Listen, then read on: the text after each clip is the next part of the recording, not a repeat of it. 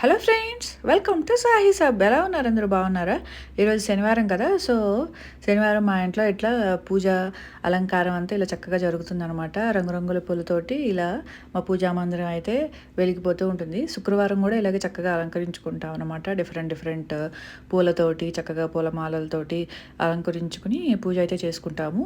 Monday to Friday నేను చేస్తానన్నమాట. So Saturday వచ్చేసరికి మా హస్బెండ్ పూజ అయితే చేస్తారు. ఇక్కడ ఎలా అయితే మనము శనివారం ఇలా అలంకరించుకున్నాము, హాల్లో మనకి ఒక పెద్ద వెంకటేశ్వర స్వామిది ఉంటుంది అనమాట.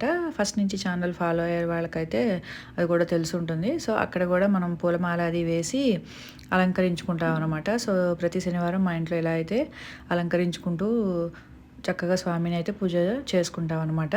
ఇంకా తర్వాత పూజ చేసుకున్న తర్వాత ఇంక మా బ్రేక్ఫాస్ట్ కమ్ లంచ్ అయితే ఉంటుంది. యాక్చువల్గా ప్రతి శనివారం మేము 2 పూటల రైస్ తీసుకోమన్నమాట. ఏదైనా దోశ కానీ చపాతీ కానీ ఇట్లా అయితే చేసుకుని తింటూ ఉంటాము. ఇదివరకు అయితే ఒక పూట తినేవాళ్ళము.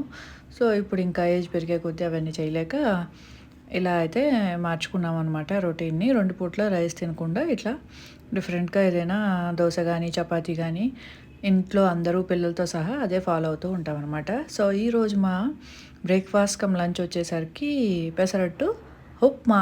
చాలామందికి ఫేవరెట్ అయి ఉంటుంది కదా. మా ఇంట్లో నాకు మా హస్బెండ్కి చాలా చాలా ఇష్టం అనమాట.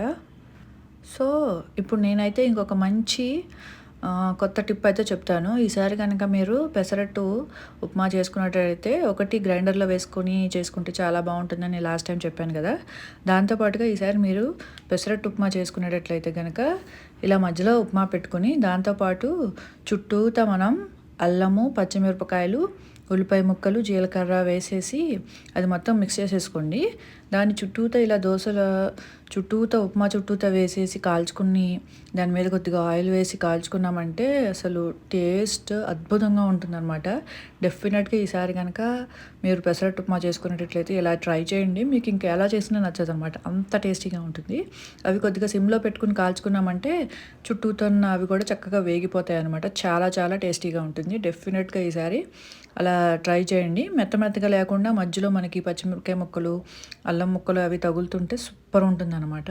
సో డెఫినెట్గా ఈ స్టైల్లో అయితే చేసేసుకోండి. సో మా breakfast come lunch pesarattu upma అయితే రెడీ అయిపోయింది. మేమైతే సూపర్ కొబ్బరి చట్నీతోటి ఎంజాయ్ చేసేసాము.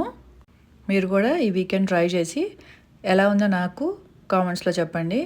అలాగే వీకెండ్ మీరు కూడా బాగా ఎంజాయ్ చేయాలని కోరుకుంటున్నాను అనమాట. So thank you for watching. Please like, share and subscribe to సాహీస్ hub. మర్చిపోకండి, కొత్త ఛానల్ నేమ్ వచ్చేసరికి సాహీస్ హబ్ అనమాట. డెఫినెట్